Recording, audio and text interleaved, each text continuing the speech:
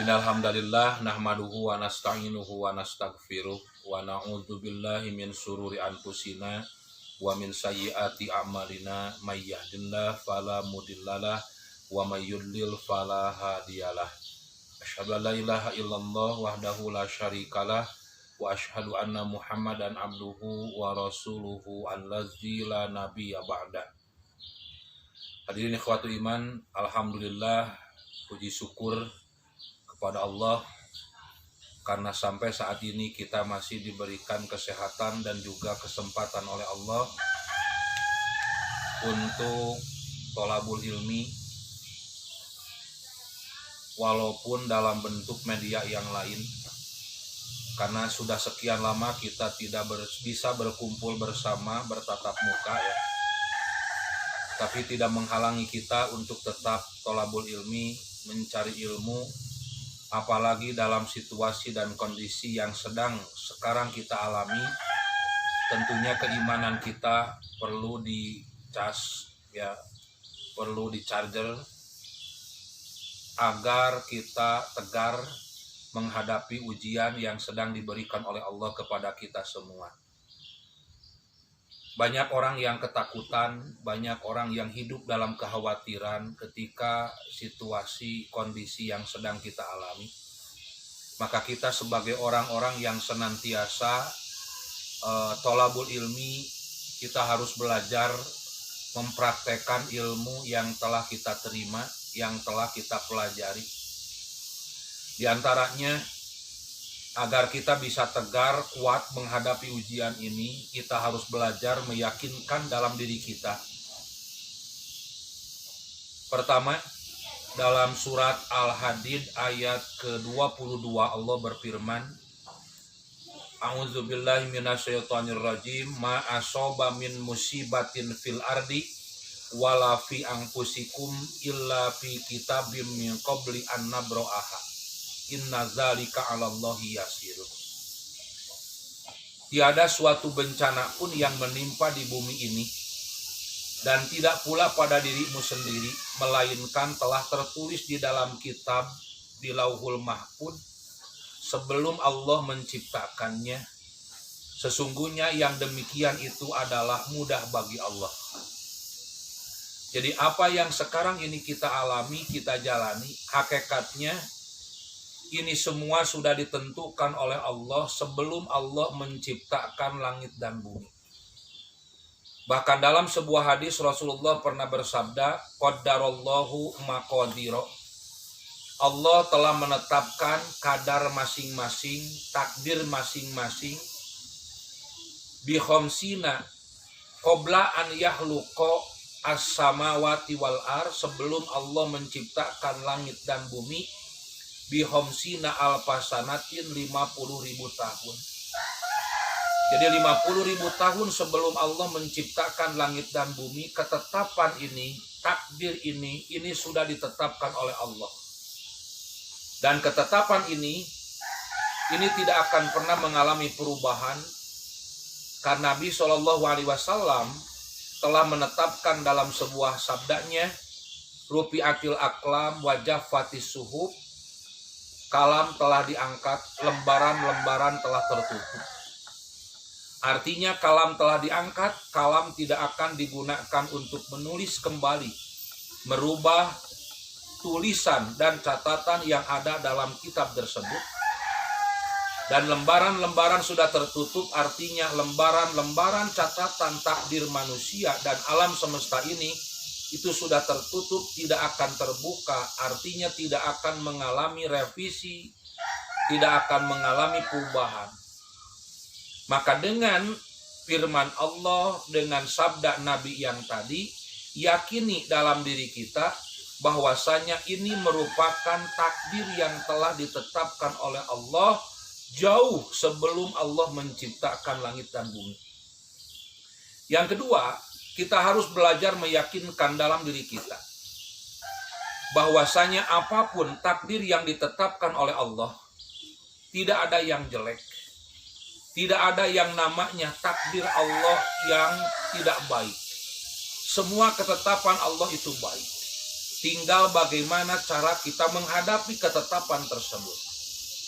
Oleh sebab itu Rasulullah Shallallahu Alaihi Wasallam pernah bersabda, ajaban li amril mu'mini, alangkah mengagumkan urusan orang mukmin. Kenapa urusan orang mukmin itu mengagumkan? Inna amrohu kullahu lahu khairun. Sesungguhnya urusan orang mukmin semuanya itu baik, tidak ada yang jelek.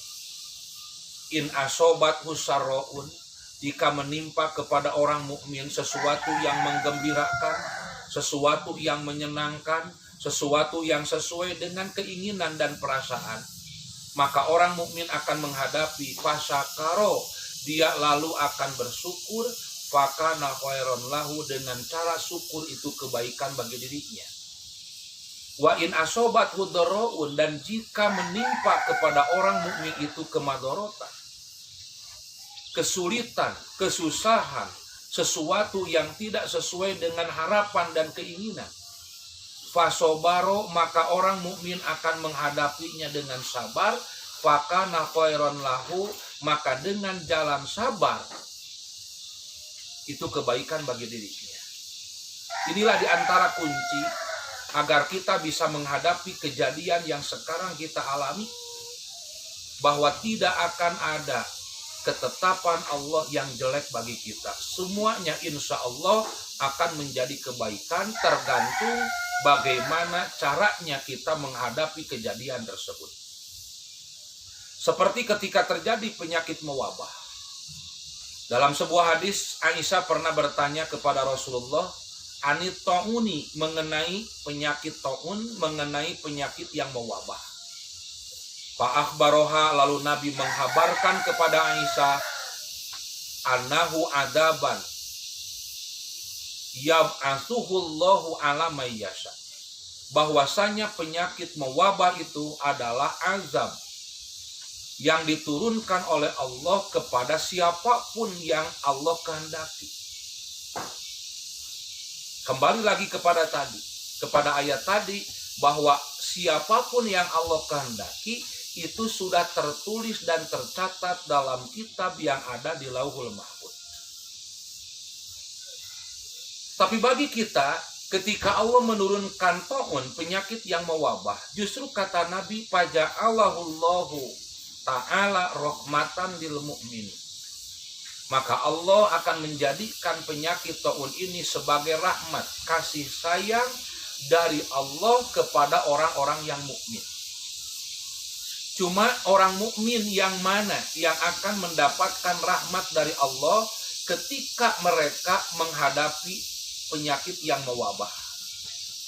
Maka Nabi Shallallahu Alaihi Wasallam melanjutkan sabdanya, falaisa min abdin yaqa'u fit ta'un, maka tidak ada seorang pun yang menderita penyakit ta'un, fayamkusu fi baladihi, lalu dia diam ya di tempatnya, di tempat tinggalnya, sobiron, dalam keadaan sabar, muhtasiban, dalam keadaan mengharapkan keridhaan dari Allah, ya'lamu annahu la yusibuhu illa ma kataballahu lahu, dia yakin bahwasanya tidak akan ada yang kena dengan musibah, dengan penyakit yang mewabah, kecuali apa yang telah Allah tuliskan di dalam catatan tersebut.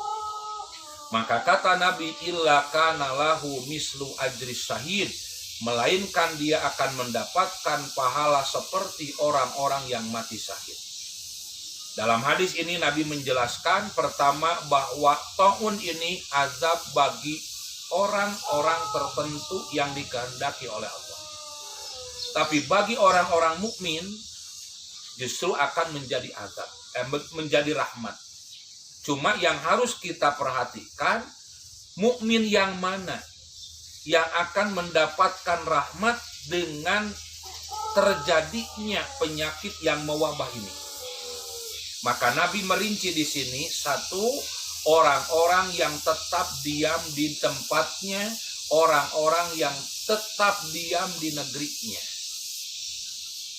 Dalam hadis lain kata Nabi, apabila terjadi penyakit yang mewabah di satu kaum, maka orang-orang yang dari luar tidak boleh memasuki tempat tersebut. Dan apabila terjadi penyakit yang mewabah sedangkan kamu berada di dalam tempat tersebut, maka kamu tidak boleh keluar. Artinya kita harus berdiam diri di situ. Ketika kita mempelajari hadis ini dan dalam situasi serta kondisi yang biasa-biasa saja, mungkin mudah. Tapi ketika kita mengalami saat ini, banyak orang yang meninggal, banyak orang yang sakit, banyak orang yang dirawat dan sebagainya. Justru inilah ujian keimanan kita. Bisa tidak kita tetap berdiam diri walaupun ketakutan dan kekhawatiran akan ada dan muncul dalam diri kita, tapi ketakutan terhadap Allah lebih kita utamakan. Ketakutan kepada perintah Allah lebih kita taati daripada kekhawatiran dan keinginan kita. Kita ingin keluar, kita ingin menjauh, tapi justru Allah memerintah agar kita diam di tempat tersebut. Maka ini merupakan waktunya bagi kita untuk membuktikan keimanan kita, ketauhidan kepada kita, bahkan kita mampu membuktikan bahwa kita orang-orang yang siap melaksanakan perintah Allah walau dengan konsekuensi seberat apapun, termasuk nyawanya yang terancam.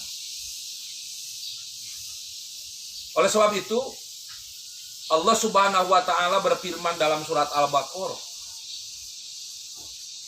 untuk menunjukkan bahwa berdiam diri di tempat yang sedang terjadi penyakit mewabah itu bukan perkara yang enteng dan mudah. Allah berfirman, Alam taro ilal ladzina kharaju min diyarihim. Apakah kamu tidak memperhatikan orang-orang yang keluar dari kampung halaman mereka? Wahum ulufun, sedangkan mereka beribu-ribu jumlahnya. Hazarul maut, karena takut mati. Mereka keluar dari kampung halaman mereka karena sedang terjadi penyakit yang mewabah sampai jumlahnya ribuan. Ini untuk menunjukkan begitu banyak orang-orang yang lari dari kampung halaman mereka karena mereka takut dengan kematian. Sampai Ibnu Abbas memberikan penafsiran berkaitan dengan hadis ini. Dalam tafsir Ibnu Katsir, An Ibni Abbasin, dari Ibnu Abbas qala, ia berkata, kanu arba'ata alafin kharaju firaron minat ta'if. Keadaan mereka jumlahnya sampai 4.000 orang. Mereka keluar dari kampung halaman mereka karena mereka lari dari penyakit mewabah, sampai mereka mengatakan, na'ti ardon laisa biha mautun, kami akan mendatangi sebuah tempat, sebuah negeri di mana di tempat tersebut tidak ada ancaman kematian. Maka setelah mereka lari sekian jauh, hatta idakanu bimaudhi'i kada wa kada, sehingga ketika keadaan mereka sudah sampai di tempat yang ini, mereka sudah sampai di tempat yang menurut mereka aman dari ancaman penyakit mewabah, aman dari ancaman kematian.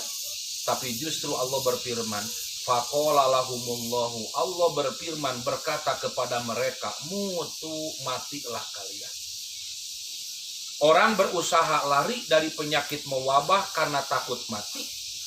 Justru mereka dengan lari bukan menjauh dari kematian, tapi justru mereka mendapati tempat kematiannya. Oleh sebab itu Nabi pernah bersabda, apabila Allah telah menetapkan kematian seseorang, maka orang tersebut akan memiliki kebutuhan untuk mendekati tempat kematiannya. Walaupun tempat tersebut seumur hidupnya belum pernah dia datangi, belum pernah dia lewati, belum pernah dia jumpai. Tapi ketika Allah sudah menetapkan, maka orang tersebut akan mendekati tempat meninggalnya. Nah, dari hadis ini atau dari ayat ini, bagi kita tidak jadi masalah di mana kita meninggal, dalam keadaan apa kita meninggal, dengan penyakit apa kita meninggal. Tapi yang harus menjadi perhatian kita dari ayat ini, ketika kita meninggal dalam keadaan apa?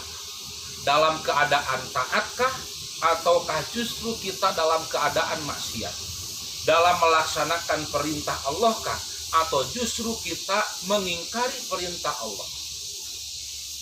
Karena kematian itu tidak menentukan orang baik dan tidak. Tapi yang akan menentukan itu dasar orang meninggal dalam keadaan taat atau tidak.